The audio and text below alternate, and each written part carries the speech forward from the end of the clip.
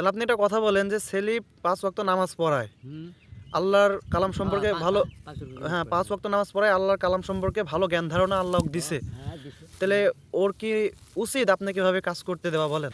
আসসালামু আলাইকুম, কেমন আছেন সবাই? আশা করি ভালো আছেন। সকাল থেকে রোদ ছিল না, আবহাওয়াটা অনেকটাই শীতল ছিল, মানে রোদই ছিল না, ঠান্ডা ঠান্ডা ভাব।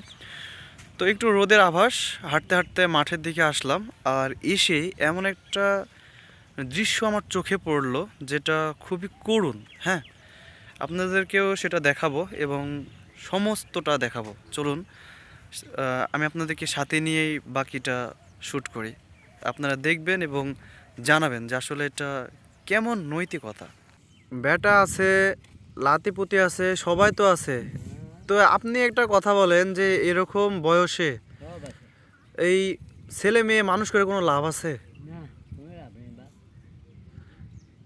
মানুষ ছেলে মেয়ে কিসের জন্যে ধরেন পালে? কারণ বাপ মাইক দেখবে, তাদের ভরণ পোষণ করবে, বৃদ্ধ বয়সে তাদেরকে দেখবে, তাই জন্য না? এখন এখন বাপ মা কি খাইলো না খাইলো, কি করছে না করছে, এসবের কোনো তোয়াক্কা নাই। এসেছেন কটার সময়? কটার সময় এসেছেন? এই সকালবেলা তো রোদ নাই, রোদ তো বের হয়েছিল না।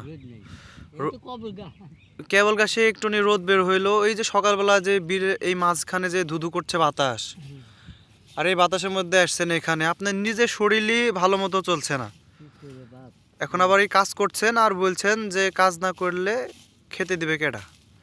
মানে দেখার মতো কেউ নেই। এই দুঃখের কথা কাউকে বলার মতো আছে বলেন তো? মানুষ ছেলে মেয়ে মানুষ করে, বৃদ্ধ বয়সে বাপ মাইক দেখবে তাই।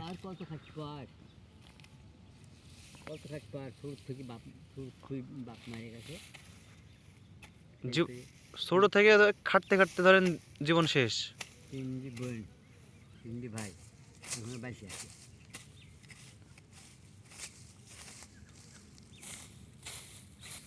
তো আপনার ছেলেরা কি করে?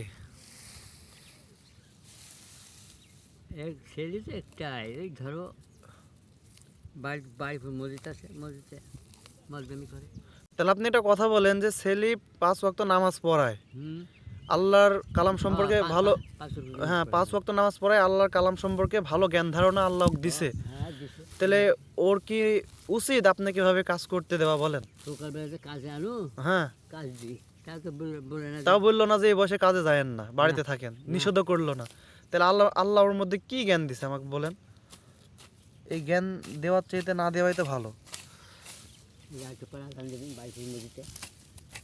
মসজিদে আজানও দেয়, নামাজও পড়ায়, আর এইসব চোখে পড়ে না। খালি এই যে আমার বেটার রূপ তো নামাজ পড়াবে না, হ্যাঁ, আর ইমাম ওই ভিন্ন আসে, ওই আসে নামাজ পড়ে চলে যায় 8 দিন পর।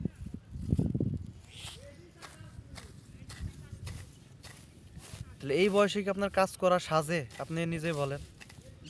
বাপ কিছু বলার নেই। চাচি কি আছে না? আছে, চাচিও আছে, মানে চাচি আর আপনি হচ্ছে আলাদা আলাদাই খান নাকি? হিস, একটা মাত্র ছেলে, তারপরে যদি এভাবে আলাদা খান।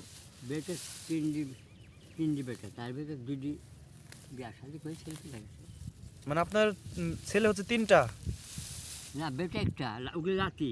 ও আচ্ছা, বেটা আর একটা মাদের পড়ে ছোট। তা আপনি বলেন যে এই একটা 2টা মানুষে খাওয়ানো পড়ানো কি আহামরি কি কোনো চাহিদা আছে?